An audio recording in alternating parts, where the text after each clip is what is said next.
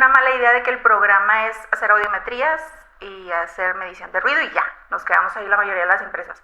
Un buen programa tiene que cumplir con muchos puntos, que es capacitar al trabajador, elegir el equipo de protección auditiva de acuerdo al EPP, hacer las audiometrías, hacer detección temprana con las audiometrías, evaluar incluso el programa, porque cada año tendría que estarse actualizando. Mucho se habla de que muchas empresas hacen audiometrías, sin embargo, el personal que las realiza no está calificado para hacerlas. Tú puedes hacer una audiometría y hay la creencia de que es bien fácil. Pues le picas al equipo, te contestó, lo anotas. Pero hay una metodología para confirmar que sea su umbral de audición. La importancia de que una persona esté capacitada, es que puede identificar que la audiometría es válida. O sea, ¿cómo puedo saber si una audiometría es válida? Porque cuando ya me la entregan, pues yo ya nada más veo el gráfico. Entonces todo lo previo es lo que te ayuda a validar. Una persona que no está capacitada, pues va a hacer la audiometría sin confirmar realmente el umbral. Y tenemos que entender que los exámenes médicos son documentos legales.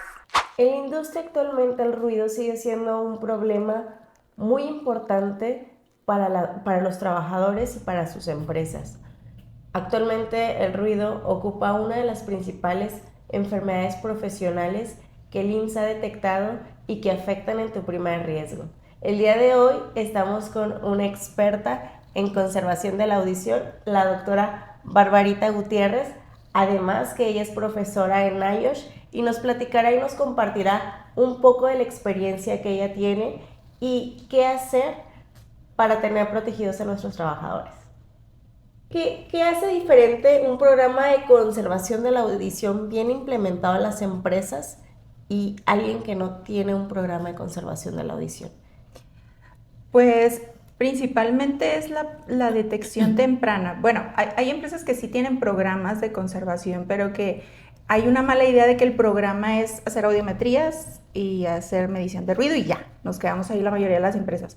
Pero un buen programa tiene que cumplir con muchos puntos, que es capacitar al trabajador, elegir el equipo de protección auditiva de acuerdo al EPP, hacer las audiometrías, hacer detección temprana con las audiometrías, que es una gran área de oportunidad aquí en México, hacer controles de ruido, que sí, control administrativo, control de ingeniería.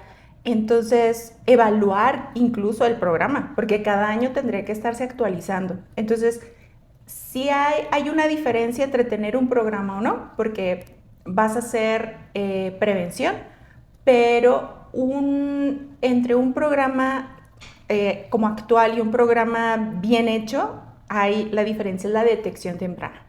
Oye, Barbie, mucho se habla de que muchas empresas hacen audiometrías, sin embargo, el personal que las realiza no está calificado para hacerlas. ¿Qué pasa con esa situación y cómo les afecta a las empresas que pues las están haciendo pero solo por cumplir con papel? Fíjate que hace poco justo en un curso nos tocó una persona que tenía 25 años haciendo audiometrías, pero nunca había tomado ninguna capacitación y fue un choque para la persona porque era desaprender lo que ya sabía y luego aprender de nuevo. Entonces, sí hay una diferencia muy significativa porque tú puedes hacer una audiometría y hay la creencia de que es bien fácil. Pues le picas al equipo, te contestó, lo anotas. Pero hay una metodología para confirmar que sea su umbral de audición. La importancia de que una persona esté capacitada, es que puede identificar que la audiometría es válida. O sea, ¿cómo puedo saber si una audiometría es válida? Porque cuando ya me la entregan, pues yo ya nada más veo el gráfico. Entonces, todo lo previo es lo que te ayuda a validar. Una persona que no está capacitada, pues va a hacer la audiometría sin confirmar realmente el umbral. Y tenemos que entender que los exámenes médicos son documentos legales. Las hipoacusias han sido durante muchos años, desde 2006 que salió la estadística del IMSS hasta la actualidad. Solo un año no se mantuvo en el top 3, pero es de las enfermedades más comunes en los trabajadores. Entonces, ¿qué quiere decir? Que existe el riesgo de que si tienes ruido, hay mucha probabilidad que tu empresa o tu trabajador vaya a formar parte de esa estadística. Entonces, en algún momento lo vas a ocupar. Y si no está bien hecho, ese documento no va a servir como una evidencia legal. Entonces a veces se nos olvida eso, quedamos como que es el mero cumplimiento, pero es un documento legal. Y entonces tu personal debe saber identificar cómo hacer bien ese estudio.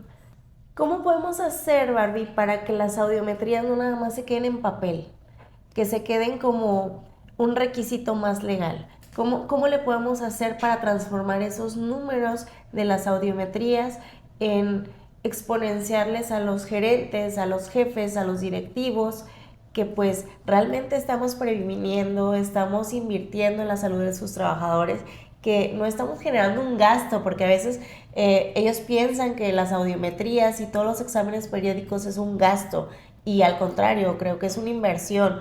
Sin embargo, pues la alta dirección, la gerencia, recursos humanos no lo ve. ¿Qué les puedes decir? ¿Cómo podemos transformar esos papeles de audiometrías en números para que ellos nos compren el tener un programa de conservación, audiometrías bien hechas por personal calificado? ¿Cómo le podríamos hacer? Primero es que el médico debe de tener esa conciencia. O sea, y eso, por ejemplo, nosotros nos encargamos mucho de generar esa conciencia en el médico a través de la certificación como conservacionista auditivo, porque le hablamos de todo lo que incluye el programa. Y uno de esos puntos, a diferencia de México, que Estados Unidos sí lo menciona, es que se debe evaluar. Entonces, primero tienes que hacer como un diagnóstico, a ver cómo estamos, ¿no? Y luego, ok, ya identifiqué que tengo tantos casos de audiometrías anormales y tantas audiometrías normales. Bueno, no nos debemos de quedar ahí. Estas dos hay que identificar de estas normales y anormales, cuántas de estas se está alterando la audición. Porque puedes tener audiometrías normales, pero que ya se está afectando.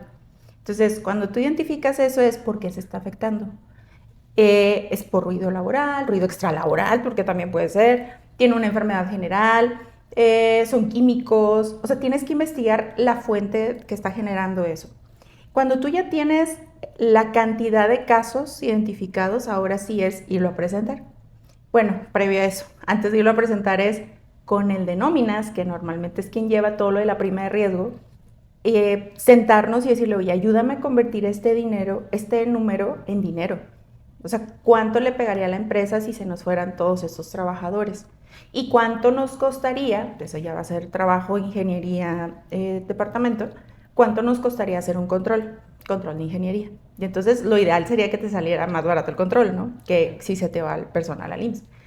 Y al cabo de un año, una vez que implementan el control, volver a presentar la mejoría, o sea que lo ideal es que disminuyas los casos de cambio de umbral de audición, le vuelves a poner dinero y entonces lo presentas a la gerencia. Mira, lo que invertiste quizá no te va a dar un retorno de inversión en efectivo, pero yo veo esto es como un seguro de gastos médicos. Claro. O sea, tú estás pagando el seguro de gastos médicos, no lo usas, pero cuando lo usas te aliviana mucho porque no vas a tener el $1,000,000 ahí en la cuenta. Claro, Digo, no claro. dudo quién sí lo tenga, ¿verdad? Pero no vas a tener el $1,000,000. Entonces, ¿qué haces? Pues pagas el coaseguro y el deducible y ya pagaste mucho menos. Bueno, es lo mismo acá. O sea, no te va a regresar el dinero en efectivo, pero estás haciendo un ahorro al final, porque cuando llegues a ocuparlo, pues va a ser mucho menos lo que te va a impactar. Sí, estás haciendo algo como, pues estás previniendo que se te vaya el IMSS, que se te genere una IPP y que eso impacte en la prima de riesgo, como tú bien dices.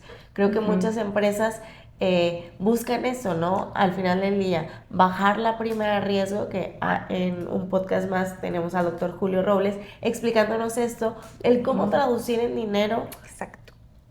Ese tipo de situaciones para que no afecten en la prima de riesgo y no se nos haga una IPP, ¿no? Es bien importante esto que dices. Sin embargo, Barbie, creo que muchas empresas, y lo hemos tocado en otros podcasts, es que muchas empresas, pues tal vez internacionales, nacionales, tienen esa conciencia. Sin embargo, el 80% de la economía que mueve México son pymes. ¿Y qué pasa con esas pymes? Probablemente no tengan el recurso económico de una gran empresa. ¿Qué les podrías recomendar a ellas? ¿Qué pasa con ellas? ¿Cómo podríamos abordarlas? Fíjate que nosotros nos ha tocado ayudar a pymes incluso dándoles capacitación gratuita a su personal. O sea, trabajamos mucho con el gobierno del estado de Nuevo León, con el apartado de dirección de formación continua. Y, por ejemplo, tenemos gratis un curso que se llama Programa de Conservación de la Audición. O sea, no, es completamente gratuito y cada 2 meses lo estamos impartiendo, ¿no? Por ejemplo, yo recomiendo que estén al pendiente de la página de formación continua para que ellos vean o que nos sigan en las redes, porque ahí es donde vamos subiendo la información, claro, y que entonces ellos se puedan dar cuenta de que, oye, ya va a estar este curso gratis. Y les da al menos como una vista general de lo que ocupan. Entonces, esa es una opción.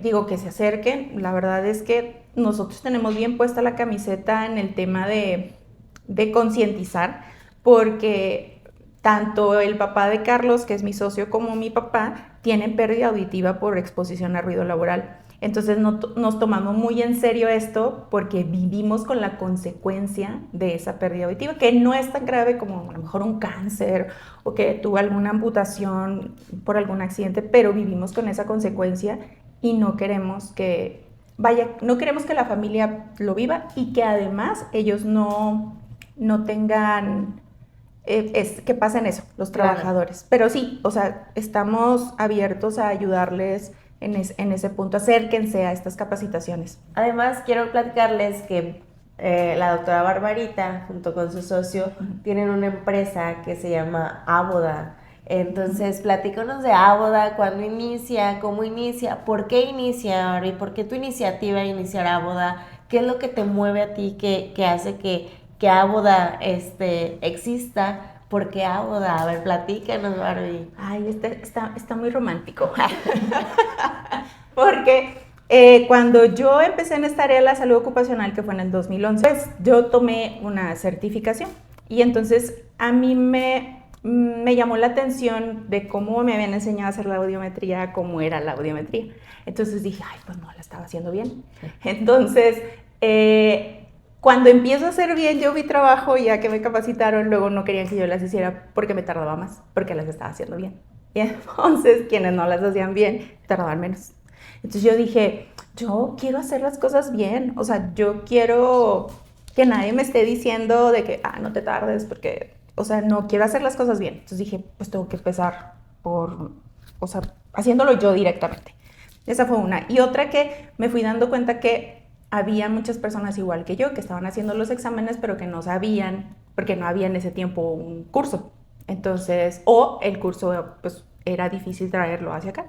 Entonces empecé a dar... Porque es extranjero el grupo, el curso, ¿no, Barbie? O sea, solo lo dan en Estados Unidos y es difícil que alguien tenga esa certificación aquí en México. Sí. A lo que yo tengo entendido, solo tú y otro doctor tienen la certificación y nadie más, ¿verdad? Sí, aquí en México somos los que estamos acreditados por el Consejo para la Acreditación de Conservacionistas Auditivos Ocupacionales aquí en México para certificar. Que en ese tiempo, cuando yo empecé a dar talleres, no estaba certificada, sino que yo vi la necesidad.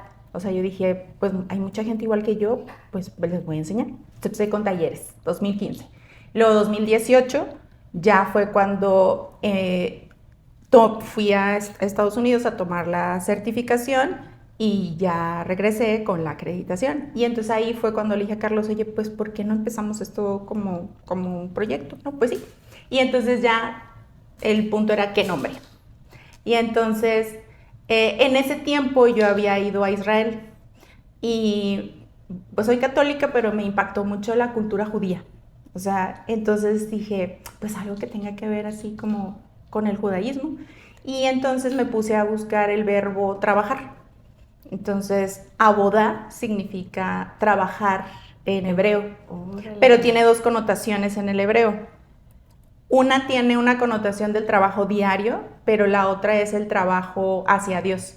O sea, el trabajo que uno hace como ofrenda a Dios. Entonces, pues me súper encantó. Claro. Y tenía un amigo que estaba estudiando allá en Israel y le dije, a ver, confírmame que yo o sea, que sí sea la palabra que es, no me voy a equivocar. Sí. Y sí, él me dijo, no, es abodá. Entonces, por eso se llama abodá. Aboda, entonces ya tiene 7 años. 8. 8 años, 8 ya años. cumplieron 8 años, Ujú. dándole capacitación continua a todos los médicos, ingenieros, Ujú. enfermeras, a todo el personal que quiera, pues realmente, como tú dices, Barbie, hacer las cosas bien, ¿no? Ujú. Realizar una audiometría bien. Para ti, ¿qué es una audiometría, por ejemplo, bien hecha? ¿Cuánto dura una audiometría bien hecha? Porque también está la cara del empleador, ¿no? De que, oye, me vas a sacar a mi operador o a la persona que tengo a cargo 15, 20, 30 minutos. ¿Cuánto dura una audiometría bien hecha, Barbie? Ahora sí que te voy a decir como le digo a los ingenieros, pues depende. O sea, depende si tiene una audición normal, depende si tiene una hipoacusia, depende si quieres si solo te haga vía aérea, si quieres que te haga vía aérea y vía ósea. Pero algo que nos ha funcionado en esto es, previa a los proyectos, sentarnos, seguridad, supervisores, nosotros y médico de la empresa. Y entonces sentarnos y decir, a ver, ¿cuáles son sus dudas? Y sí, siempre la primera pregunta es, ¿cuánto se va a tardar? Ajá. Y entonces ya, depende, ¿no? Entonces depende todo esto. Luego lo segundo es, yo no quiero impactar en la parte productiva, pero tampoco quiero que me impacte a mí en el tema de los proyectos, porque quienes nos dedicamos a hacer audiometrías no cobramos por hora. Claro. Cobras por estudio. Por estudio, sí, Entonces, sí. tú a lo mejor dices, en 2 semanas termino este proyecto, pero si tú estabas esperando 10 y llegaron 2, entonces ya al siguiente de otros 2, entonces ya no fue de 2 semanas, ya se fue de un mes. Claro. Y entonces ya no estás dando el servicio a otra empresa porque pues aquí se extendió. Entonces, para que todo sea fluido en esa reunión, lo que hacemos es ponernos de acuerdo. Es decir, no necesito que me mandes a los 5 del área productiva o a los 10. Mándame, ¿cuántas áreas tenemos primero? No, pues tenemos 5. Ok, entonces vamos a empezar con esta área, vamos a darle 3 días. Y entonces me mandas a uno de esta área, se va, regresa a otro, se va. Y entonces ustedes tienen trabajo fluido y nosotros tenemos trabajo fluido. Claro. Y eso permite que los dos podamos terminar nuestra meta, tu meta productiva y mi meta pues, también productiva, pero Claro. desde el punto de examen, para que fluya. Porque sí va a ser, o sea, sí va a depender mucho de la audición de la persona. O sea, nosotros nos hemos tardado a lo mejor entre historia clínica, que hay empresas que no hacen historia clínica. Yo recomiendo porque en la historia clínica tú identificas cuál es el mejor oído de la persona, que tienes que empezar. Tiene tinnitus en ese momento, porque si tiene tinnitus tienes que activar una función especial en el audiómetro. Y ya que hiciste historia clínica, sigue la audiometría. Exploración otológica y audiometría. Entonces te puedes tardar 15 minutos cuando está súper bien, o hasta 30, 40 minutos cuando ya tiene una hipoacusia. Claro. Exacto. Porque además hay gente que dentro de la cabina se siente mal, entonces tienes que hacer una pausa y luego ya otra vez empezar. Entonces, todos los estudios bien hechos tardan. Ahora, no nada más es el tiempo que te tarda, sino también que el equipo esté calibrado, que la persona esté capacitada, que en el lugar donde le vas a hacer la audiometría no haya un ruido de fondo alto, la técnica con la que vas a hacer la audiometría, o sea, esos puntos, el audiómetro que vas a utilizar. Claro, es súper importante. ¿Cada Sí. qué se calibra el audiómetro, la cabina, Barbie? El audiómetro es cada año. Ok. Todos los equipos, la mayoría de los equipos que validan algo, que miden algo, es anual. Pero todos los días, cuando tú vas a hacer las audiometrías, tienes que hacer otro tipo de calibración que se llama calibración biológica. Okay. Es decir, voy a verificar que el equipo está funcionando antes de usarlo, Okay. Como con el espirómetro, con la jeringa. Con la jeringa. Aquí es con tus oídos. Entonces, anual, perdón, y luego ya todos los días. ¿Qué otra pregunta me hiciste? Perdóname. No, que cada cuando... Y la cabina de audiometría. La cabina. La cabina no se calibra, porque no mide. Ok. Lo que la cabina hace es sonoamortiguar, o sea, baja el nivel de ruido del exterior. La norma mexicana no menciona con qué frecuencia, solo dice cuál es el nivel de ruido que tiene que haber dentro de esa cabina, pero no dice con qué frecuencia. Yo recomiendo que al menos sea cada 2 años, porque con el mismo equipo que te hacen la medición de ruido de campo, que es el sonómetro en bandas de octava, te deben de hacer la medición de ruido en la cabina. Entonces, cuando te van a hacer la medición de ruido en la empresa, agrega al departamento médico como un punto extra para que ahí te hagan la medición.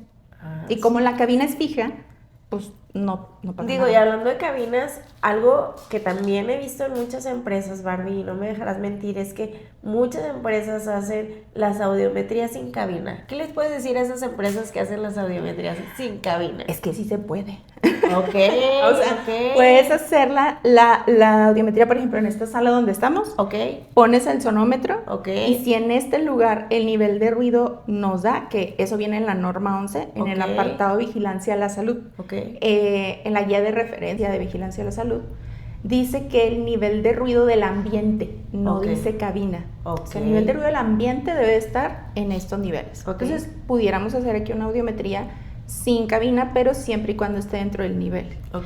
Me ha tocado ver cabinas ya hechizas, Claro. que pues puedes hacer la medición y Pero no te da. No te da. Entonces, Ok. lo importante es el ruido de ambiente. Ambiente. Ahora, el consejo para la acreditación de, bueno, KEOC, dice que si tú usas unos audífonos que tienen, se llama AudioCops, son como unas orejeras que Ok. se ponen al auricular del audiómetro, eso amortigua. Entonces ellos dicen, puedes en un lugar tranquilo, o sea, como aquí, usar el AudioCop y hacer la audiometría en cabina. Ay, súper bien. Digo, la verdad es que desconocí este dato porque yo me imaginaba que siempre tenían que llevar una cabina. No, está esa opción, pero Ok. sí debes de cumplir con la otra parte. La otra parte. Súper bien, Barbie. Barbie, algo súper importante, ¿cuándo un equipo de protección personal ya no sirve? Porque luego llegan trabajadores, Barbie, y esto es para muchos trabajadores que nos están escuchando, que siempre tienen pues sus orejeras o los tapones auditivos mal puestos, y los cambian cada que se acuerdan. Entonces, cada que tú recomiendas que su empresa les cambie su equipo de protección personal auditivo. Fíjate que hay quienes no lo cambian, pero luego hay quienes lo cambian cada rato y eso también es una pérdida para la empresa. Un gasto. Exacto. Entonces, lo importante aquí es, primero yo les digo a los médicos, tienen que revisar las fichas técnicas del equipo de protección auditiva. En las fichas técnicas te dan las indicaciones, cuando lo cambias, o sea, cuando ya no funciona, dónde lo tiras, etcétera. Por ejemplo, si es un tapón de espuma, que son los desechables, pues esos son de uso único. Terminas la jornada y lo tiras. Y lo tiras. Ajá. Ay, porque hay muchos que se lo llevan a su casa y se lo vuelven a poner. Sí, nos tocó, Ok. también damos capacitación a los trabajadores, entonces Ajá. nos tocó una vez que un trabajador ya tenía 3 meses con su tapón de espuma. Claro. Porque nadie le había dicho que Claro. se tenía que cambiar. Entonces, y nos tocó el otro extremo donde tapones reutilizables, los de plástico, que esos te pueden durar hasta 2 meses o un poco más, depende cómo los cuides. Los trabajadores a los 15 días los cambiaban. Ya. Porque también no les habían dado capacitación. Entonces es muy importante ficha técnica y que esa ficha técnica, el de capacitación, se la sepa de memoria. Ok. Ahora, ¿cómo identificar cuando ya no sirve el de plástico? Ajá. Si tiene una deformidad, o sea, si ya está así como plano de un lado, si está duro el plástico, si le falta un pedazo del plástico, Ok. si está agrietado, si está sucio, además de que lo limpies, que solo se limpia con agua, jabón, se seca y se guarda en su cajita. Yo recomiendo que traigan una cajita siempre, que le inviertan a la cajita las empresas, Ok. porque si no el trabajador se guarda aquí en la bolsa, se aplasta, sí, claro. están las llaves, todo lo que traiga y se ensucia más rápido y se deforma más rápido. Ok. Entonces siempre con una cajita. Y la orejera que es otro más común, si la orejera ya no aprieta, es momento de cambiarla. Ok. Si el plástico de la orejera está agrietado, ya hay que cambiarla. Si está duro, hay que cambiarla. Ok. Barbie, ¿nos podrías mostrar cómo realmente se colocan los tapones? Porque muchos trabajadores pues nos están viendo y no saben cómo utilizar pues su equipo de protección personal auditivo. Creo que aquí traes unos, Sí. ¿nos podrías mostrar? Yo siempre los traigo, porque como en mi familia hay antecedente de pérdida auditiva, entonces siempre que voy a un lugar ruidoso yo me los pongo. Entonces, estos son de plástico. ¿Cómo se pone? La forma correcta es, lo vamos a poner al lado derecho, entonces lo tomo con el lado derecho, con la mano izquierda la voy a pasar por detrás y tengo que jalar la oreja hacia atrás y hacia arriba, porque el conducto auditivo es curveado. Entonces, cuando tú jalas se hace más recto y es más fácil que entre. Entonces, yo introduzco el tapón todo lo que se pueda sin que me genere dolor es ahí. Ok. Y el otro lado me lo voy a poner mal para que hagamos una prueba de cómo ver si está bien puesto, ¿no? La mayoría de los trabajadores se lo ponen así, ¿no? Entonces, si tú te fijas, casi no se ve. No sé si puedes mostrarle a la cámara. Aquí casi no se ve y aquí sí se ve. Sí. ¿Sí? Sí se Bueno, ese se llama prueba visual para ver si lo tengo bien puesto. Si tú ves a un trabajador y lo ves muy afuera, te puedes acercar y le dices, oye, a ver, voy a jalar un poquito su tapón. Entonces, si tú haces esto, aquí hay resistencia, Ajá. bien puesto. Si yo hago esto, aquí no hay resistencia, Ya. mal puesto. ¿Ok? Entonces, si yo pongo este bien, igual, jalo la oreja hacia atrás, hacia arriba, introduzco todo lo que pueda sin que duela. Ahí hay resistencia y ahí hay resistencia. Entonces, ahí están bien puestos. Súper bien. ¿Okay? Para retirar es importante que quiten el efecto de vacío, o sea, giras y guardas, porque si lo sacan así se van a lastimar el tímpano. Súper bien. Barbie, ahorita está un chorro de moda, ahorita ya que te vi con los audífonos, que las mamás de bebés traen sus orejeras. ¿Qué tan recomendable o tú cómo ves esa situación o tú prefieres que no estén expuestos al ruido los bebés? ¿Tú qué piensas? Pues primero que si usan sus orejeras, qué bien.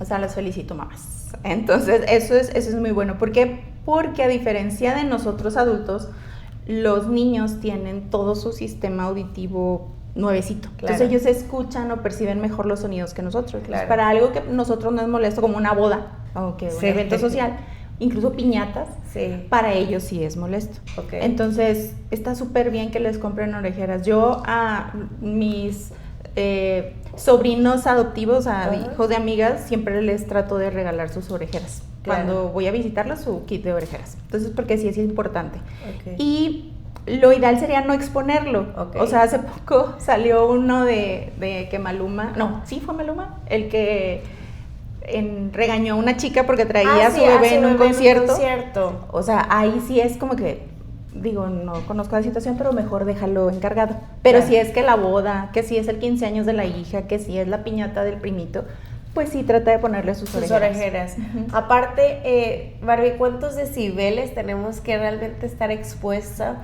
cualquier persona en cualquier ruido recreativo? Mira, ya o sea, sabemos bien que a partir de 85 decibeles ya puede haber daño. No todos nos vamos a dañar. ¿De qué depende? Susceptibilidad. O sea, si genéticamente alguien en tu familia ya tiene hipoacusia, tú estás más predispuesto. Como que si hay diabetes, estás más predispuesto. Entonces, es igual.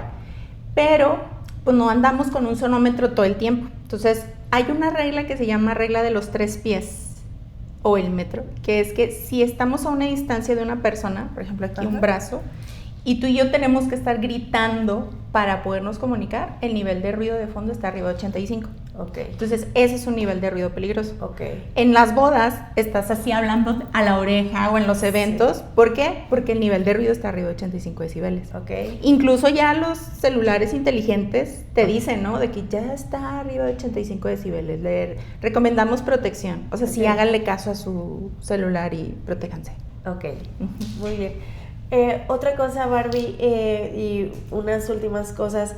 ¿Qué le dirías a un trabajador que sabe que en su empresa hay ruido y que no les hacen audiometrías, no les dan EPP?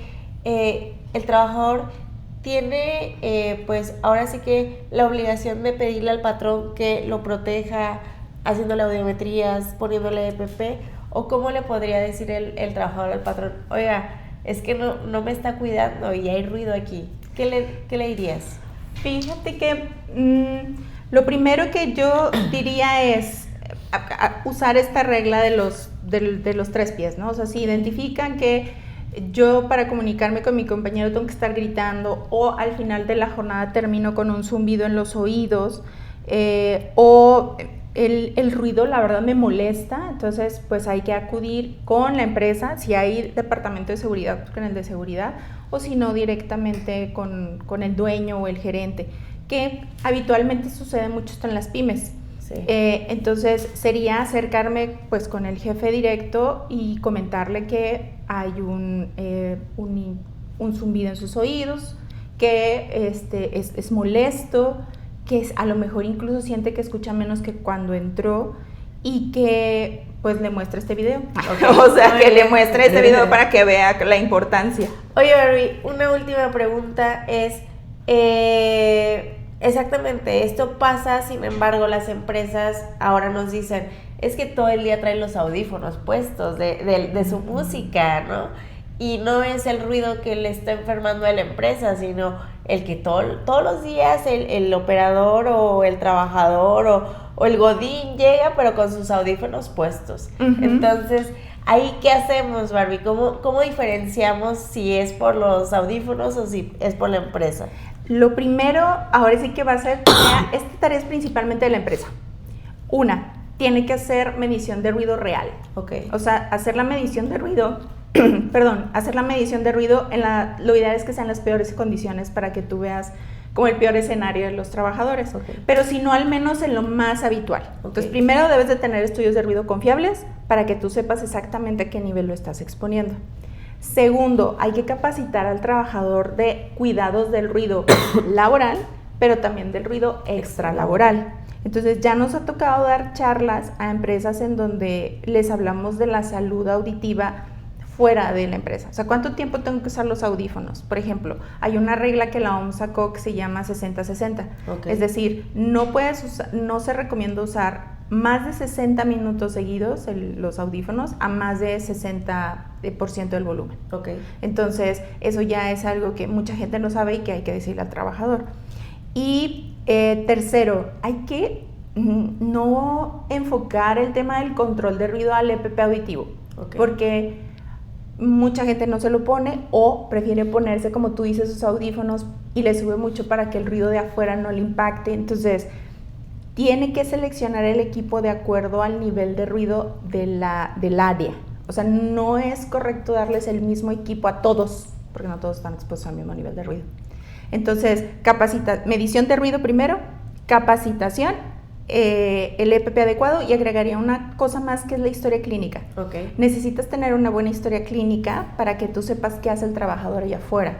Okay. O sea, preguntas como cuántos audífonos usa, cuánto tiempo usa los audífonos, si tiene algún hobby o pasatiempo con ruido fuerte, etcétera.